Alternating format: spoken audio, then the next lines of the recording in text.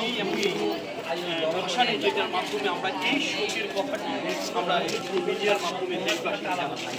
এটি সত্যিকার অর্থে এলাকার জন্য এই রামপুর বাসিন্দার হৃদয়বিদারক ঘটনা, এই অনাকাঙ্ক্ষিত ঘটনা, এই মা মেয়েকে অনাকাঙ্ক্ষিতভাবে জবাই করে হত্যা করেছে, তাদের রক্তের প্রবাহ এই এলাকার মানুষকে, বিশেষত আমাদের সন্তান, শিশু সন্তান, মহিলা কাউকে ঘুমাতে দেয়নি।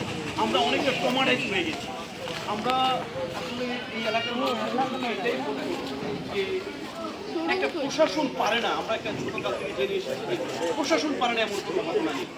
যে আমরা বিশ্বাস করি বাংলাদেশের প্রশাসন, এই পুলিশ, এই তাদের গোয়েন্দা বিভাগ, আর্মি, আদার্স যতগুলো প্রশাসন আছে, তারা এই ঘটনার সুস্থ একটি তদন্ত সাপেক্ষে এর একটি সুস্থ সমাধান দেবেন এবং এই সম্পৃক্ত, এই বিক্ষুব্ধ, এই হৃদয় বিদারক মানুষকে সান্ত্বনার একটা বাণী অতি সত্য শোনাবেন। আমরা এই এলাকার মানুষ হিসেবে এটা আপনাদের কাছে, দেশবাসীর কাছে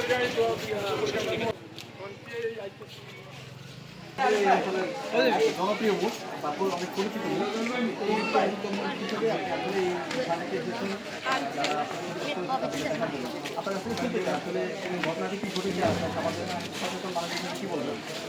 আসলে মূল বিষয়টি হচ্ছে এটা লক্ষ্মীপুর জেলার রামগঞ্জ থানার 4 নং ইসাপুর ইউনিয়ন, যেখানে আমার বসবাস। আসলে আমার বাড়ির জবাই করে হত্যা করেছিল। আসলে এটা বলার কোনো ভাষা আমাদের কাছে নাই। যেটা ঘটেছিল খুবই মর্মান্তিক। আসলে আমরা কালকে রাতের 12টার সময় এসেছিলাম, তখন রাতের 8টার সময় ঘটনা ঘটেছিল। পরে আমরা 12টার সময় আসছি, যদি আমাদেরকে ভিতরে ঢুকতে দেওয়া হয়নি। তবে আমরা এখন আমাদের জোর দাবি এটাই থাকবে, যে ঘটনাটি ঘটে গেছে সেটা আর আমরা ফিরে আনতে পারবো না। তবে আমাদের জোর দাবি থাকবে এই ঘটনার যেন অবশ্যই সঠিক তদন্ত হয় এবং আমাদের যে এলাকাবাসী আছে, যারা আছে এখানে, সবারই একটাই প্রত্যাশা যেন অবশ্যই আইনের আওতায় তাদেরকে এনে এটা সঠিক বিচার হয় এবং তাদেরকে ফাঁসির আওতায় আনা হয়। এবং সর্বশেষ থাকবে একটা কথাই সবার মাধ্যমে আমি জানাতে চাই, যেন আপনারা সচেতন হন।